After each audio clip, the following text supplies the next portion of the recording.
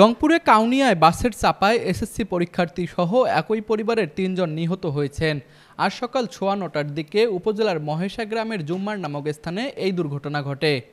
নিহতরা হলেন মহেশা গ্রামের বাসিন্দা আশরাফুল ইসলাম লন্ডির স্ত্রী রুবিনা বেগম, তাদের ছেলে রহমত আলী ও ভাতিজি এসএসসি পরীক্ষার্থী আফসানা বেগম স্নেহা।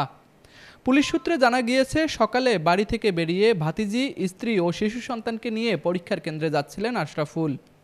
ভাতিজি স্নেহাকে পরীক্ষা কেন্দ্রে পৌঁছে দিয়ে স্ত্রী রুবিকে নিয়ে ডাক্তারের কাছে যাওয়ার কথা ছিল তার। মিরবাগ বেইলি ব্রিজ পার হওয়ার পর কৃষি কলেজের সামনে পৌঁছালে বৃষ্টির কারণে রাস্তা পিচ্ছিল হয়ে যায়। তখনই তারা মোটরসাইকেল থেকে ছিটকে পড়ে যান। এ সময় বিপরীত দিক থেকে আসা একটি বাস চাপা দিলে ঘটনাস্থলে ওই ৩ জন মারা যান। এতে আহত হন আশরাফুল। কাউনিয়া থানার এসআই শাহানুর রহমান মৃত্যুর বিষয়টি নিশ্চিত করে বলেন, এ বিষয়ে আইনি ব্যবস্থা নেওয়া হচ্ছে। এসে দেখি যে ঘটনাস্থলে ৩ জন স্পট ডেড হয়েছে।